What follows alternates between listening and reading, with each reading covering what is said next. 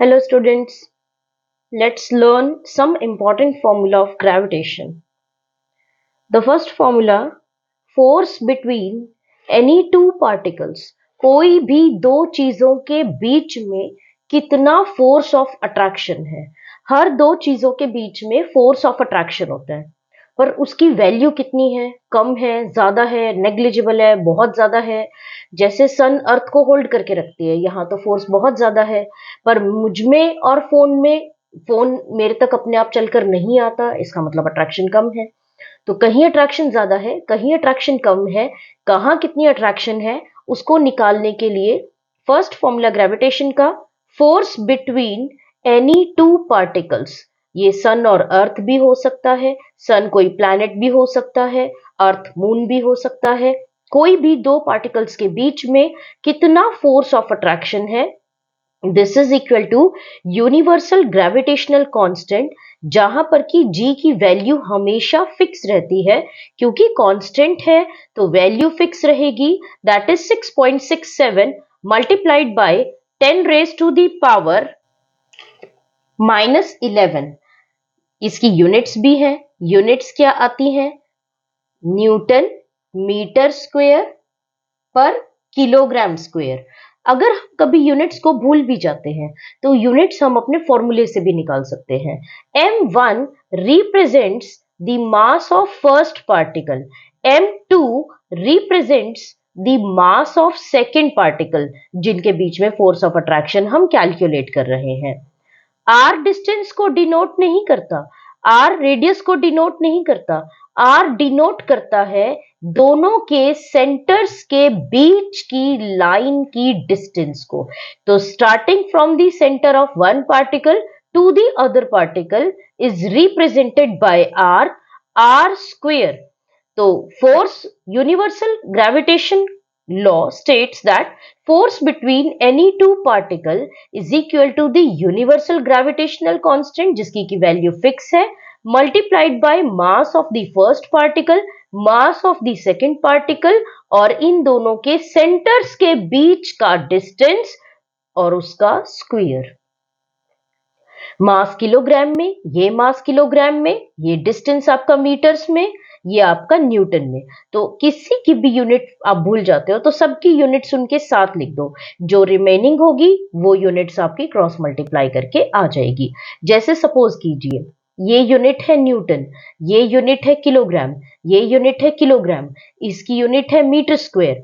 तो जी अगर मैं यूनिट देखना चाहूं तो क्या बनेगी? सारी यूनिट्स को एक जगह इकट्ठा करेंगे, न्यूटन, यहां से डिनोमिनेटर से ऊपर आएगा न्यूमरेटर में मीटर स्क्वायर, और किलोग्राम स्क्वायर चला जाएगा डिनोमिनेटर में। तो यूनिट क्या बनेगी?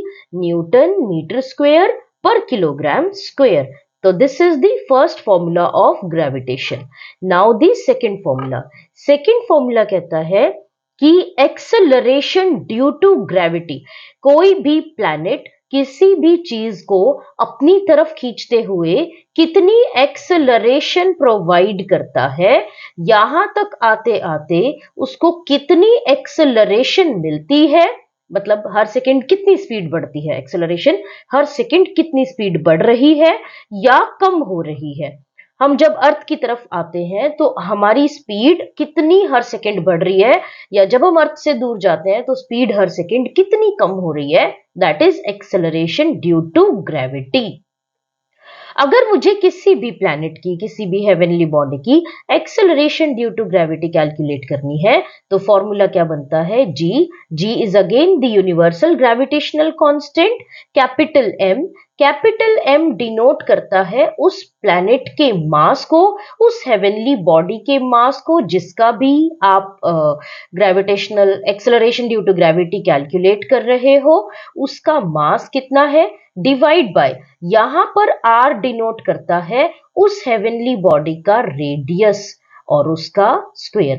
तो जैसे अगर मुझे मून की acceleration due to gravity calculate करनी है, तो जैसे मुझे मून की acceleration due to gravity calculate करनी है, उसको कैलकुलेट करने के लिए हम क्या करते हैं, हम यहाँ पर मास मून का पुट करेंगे, acceleration due to gravity calculate करनी है मून पर, तो उसके लिए हम gravitational constant 6.67 into 10⁻11 mass moon का जो भी मास है वो बाय रेडियस ऑफ मून का स्क्वायर। अर्थ की कैलकुलेट करनी है तो अर्थ का मास, अर्थ का रेडियस। प्लूटो को कैलकुलेट करनी है तो प्लूटो का मास, प्लूटो का रेडियस। तो किसी भी प्लैनेट पर हमें अगर acceleration due to gravity calculate करनी है तो उस प्लैनेट का मास, उस प्लैनेट की रेडियस हमें पता होनी चाहिए। जैसे अर्थ की कितनी आती है acceleration due to gravity 9.8 metre पर सेकेंड स्क्वायर, ऐसे ही मून की कितनी आती है 1.67 मीटर पर second square. Now next is v equals to u plus gt। ये जो तीन है, these are the equations of motion. इन्हें कहते हैं इक्वेशंस ऑफ मोशन। जब भी कोई चीज चल रही है तो वो किस स्पीड से चल रही है, उसने कितनी स्पीड इंक्रीज या डिक्रीज करी, किस रेट पे इंक्रीज या डिक्रीज करी, कितना टाइम लगा और उस दौरान उसने कितना डिस्टेंस कवर किया। This is calculated from these three equations. These are called equations of motion. V यहाँ पे डिनोट करता है फाइनल वेलोसिटी को, U जिस वेलोसिटी से हमने स्टार्ट किया, G किस रेट पर वेलोसिटी बदल रही है, बढ़ रही है या कम हो रही है। This is acceleration due to gravity. किसी प्लैनेट की वजह से किसी की स्पीड में कितना चेंज आता है। T stands for time. VU2GHH stands for the height or the distance traveled vertically. H equals to UT plus half GT square. Suppose कीजिए अगर एक बॉल को ऊपर की तरफ थ्रो किया है तो जिस स्पीड से उसको थ्रो किया that is the initial velocity, जो स्पीड लास्ट में हो गई that is the final velocity. That is this is the initial velocity and this is the final velocity। और जितनी स्पीड इंक्रीज या डिक्रीज करती है जिस रेट पर, that is called acceleration due to gravity. Acceleration due to gravity, जितनी speed हर second बढ़ रही है या जितनी स्पीड हर सेकंड कम हो रही है तो हम माइनस लिखते हैं और बढ़ रही है तो हम प्लस लिख देते हैं। कितना टाइम लगा इस डिस्टेंस को कवर करने में t, और कितना ये वर्टिकली ऊपर चला गया इसे कहते हैं h। ठीक है। नाउ जब भी कभी किसी बॉल को थ्रो करते हैं तो u की कुछ वैल्यू होती है। हमेशा जब तक मैं स्पीड नहीं दूंगी तो कोई भी चीज ऊपर ट्रेवल नहीं करेगी। धीरे धीरे स्पीड कम हो रही है, इसका मतलब एक्सेलरेशन ड्यू टू ग्रेविटी। जब भी कोई चीज ऊपर जाती है तो हमेशा माइनस होती है क्योंकि स्पीड लगातार कम हो रही है। और जब ये बिल्कुल टॉप मोस्ट पोजीशन पर पहुंच जाती है तो फाइनल स्पीड कितनी हो जाती है 0। तो जब भी कोई बॉल ऊपर की तरफ थ्रो किया है हमने तो स्टार्टिंग स्पीड कुछ है, फाइनल स्पीड 0 हो गई, और क्योंकि धीरे धीरे स्पीड कम होती जा रही है तो acceleration due to gravity is negative. वैसे भी कोई चीज अर्थ से दूर जाएगी तो उसकी स्पीड कॉन्टिन्यूअसली डिक्रीज होती जाएगी। अगर कोई बॉल को अब V, U और G, H और T ये 5 पैरामीटर में से कुछ गिवन होते हैं, कुछ कैलकुलेट करने को बोला जाता है। कैसे कैलकुलेट करते हैं ये आपको मैंने पहले वीडियोस में सिखाया हुआ है। ग्रेविटेशन में वैल्यूज को पुट कैसे करना है, कैसे हमें पता चलेगा। अगर किसी बॉल को ड्रॉप करते हैं, फ्रीली फॉलिंग कोई बॉल है, तो जो स्पीड टॉप मोस्ट पोजीशन पर थी अब उससे वो स्टार्ट कर रहा है तो यहाँ की जो स्पीड है वो हो जाएगी इनिशियल स्पीड। जिस स्पीड से वो अर्थ को टच करता है वो स्पीड हो जाएगी फाइनल स्पीड। ठीक है।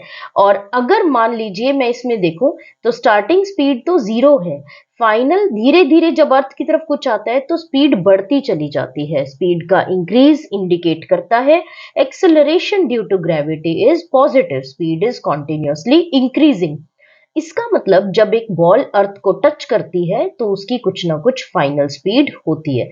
तो इस केस में इनिशियल 0 है, फाइनल की कुछ ना कुछ वैल्यू है, और इस तरीके से हम अपनी u, v और g की वैल्यूज को कैलकुलेट कर लेते हैं। Now the next formula, weight of an object, किसी भी ऑब्जेक्ट का weight, this is equal to mass of that object और उस जगह की ग्रेविटी जहां पर आप खड़े होकर अपना वेट मेजर कर रहे हो। अगर आप मून पर वेट मेजर कर रहे हो तो ग्रेविटी मून की, अगर आप अर्थ पे मेजर कर रहे हो तो ग्रेविटी अर्थ की। ग्रेविटी ऑफ अर्थ जितना एक्सेलरेशन देती है किसी भी चीज को, वो मून से 6 टाइम्स ज्यादा है, मून उससे 6 टाइम्स कम एक्सेलरेशन देता है।